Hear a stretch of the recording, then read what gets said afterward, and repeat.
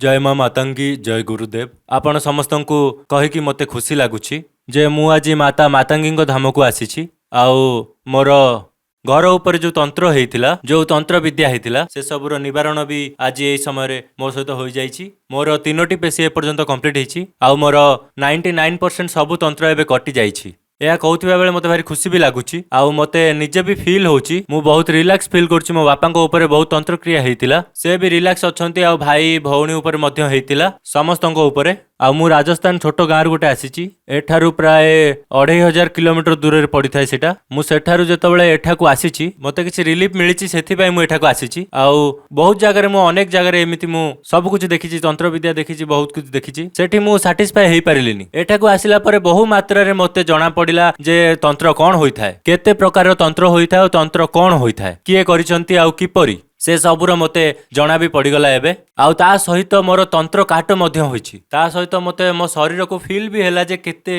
अलगा अनुभव होउछि शरीर पूरा हल्का हो जाइछि तंत्र काट हेबा परे।